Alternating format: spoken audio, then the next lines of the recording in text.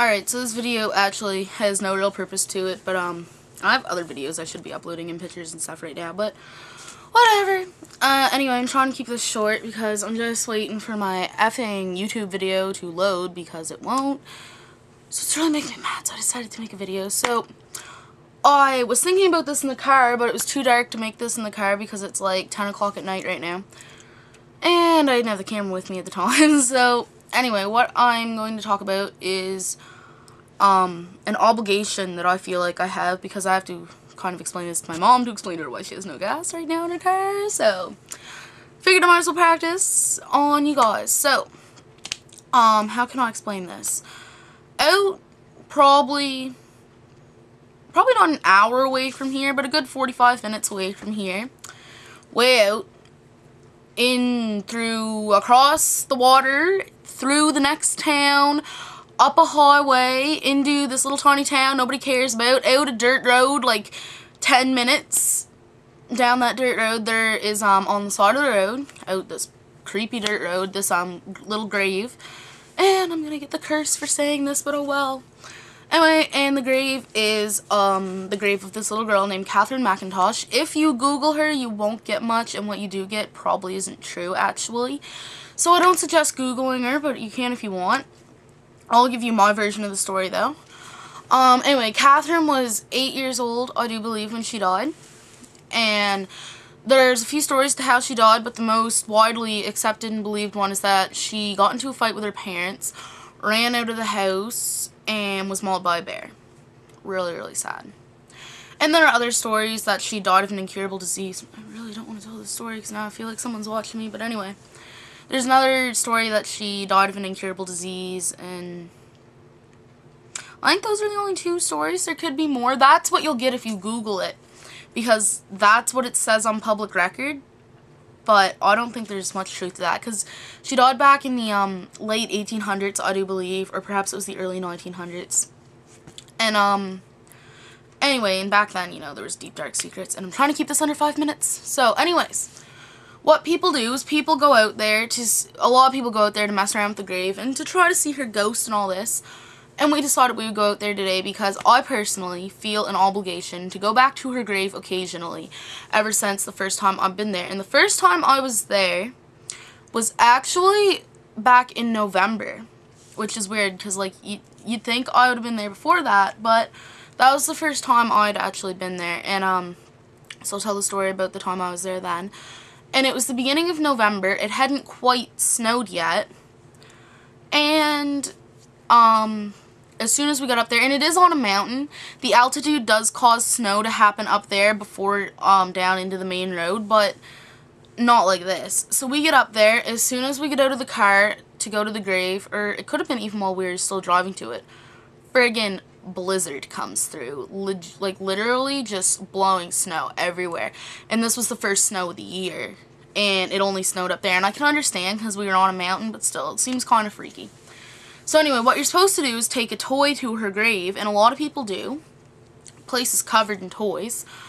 And we had planned on going to McDonald's and getting a Happy Meal and giving her the toy, and instead we went to an actual restaurant and sat down and had supper earlier. So we really didn't have much to give her, but my friend had a ring at the time, and it was a really shitty, cheap ring that she found in her bathroom, and it turned your finger green the second you put it on. So it was a shitty old ring. But we left it for her. I mean, because you gotta leave her something, or like, it makes you feel kind of bad. So we left her that, and it's literally like blowing snow insanely. So we left her that, and we got in our car, and we were in 2 cars going out there. So me and 2 of my friends were in one car, and then my best friend and her boyfriend were in the car that was in front of us. And so anyway, we were there, and we chilled for a little while, and apparently, and I didn't know this till now, this is not gonna be 5 minutes, but anyway, apparently, and I didn't know this until now, the curse is bestowed upon you if you read the quote that is on her grave, which I have memorized. So, curse is bestowed upon me, whatever. So anyway, the quote is, "Suffer little children, and forbid them not to come unto me, for such is the kingdom of heaven." And so I read that out loud at the grave. Ho ho ho, the curse is bestowed upon me. It doesn't bother me, honestly. Anyways, but I kind of did some mouthing off at her grave too, because like, we were talking about it, and I was like, yo, do you know how she died? And I told the entire story of her getting mauled by a bear. If someone did that at my grave, I'd be pissed off too. But anyways, so, and I told that and all this, and we're, like, joking around. We're like, yo, sometimes her mother comes to the grave, like, the ghost of her mother, and we're like, and what happens is, like, normally she would put, like, little tiny handprints all over your car. No, this didn't happen to us. So anyway, we left her the ring, we left. Yada, yada, yada. And we're driving down the road. Nothing too freaky's happening as we're going down the road. And I tried to reach out to her spiritually because at the time I was going through a spiritual enrichedness, whereas right now I'm going through a dead time. So at the time I tried to reach out to her because I could sense a lot of unhappiness at the grave. And then when we left the ring, I kind of felt like she was glad about it. But now that I think about it, maybe she wasn't. It just felt like she was happy. But anyway, I got in my friend's car, I got in the back seat, closed my eyes to try to, like, reach out to her, and all I see is just bear claws. Like, not even bear claws, but the scratch mark from a bear claw. And then I close my eyes and I see, like, bear's teeth and stuff, and it was, like, literally like a bear was scratching at the car. That's what I was seeing. And it did freak me out, but I've had a lot of ghostly encounters in my life, and I mean, like, I'm used to it. So we kept driving, and I didn't tell anyone about this at that moment because I didn't want to freak the two people who were in the car with me out. So we keep on driving, and we got off the dirt road and onto the main road. And while we were on the dirt road, I forgot to mention this, I was trying to reach out to her spiritually and say, come back with me. At my house, there's the ghost of a little girl. She's, might be your age, might be a bit younger. And she gets really lonely sometimes, and she kind of, like, will occasionally wreak havoc on me. She's, like, the nicest ghost you'd ever encounter, really. She's just, you know, a little girl looking for someone to play with, and I've grown up. And she still wants someone to play with. And so every once in a while, she'll fool around and make noises because she's right above my bedroom because I'm in the basement and she's in the living room above me. But, I mean, she hasn't done much lately, now that I think about it. But I just said, I was like, you know what? Come back with me if you're not happy here. You don't have to stay here just because people come to annoy you, pretty much.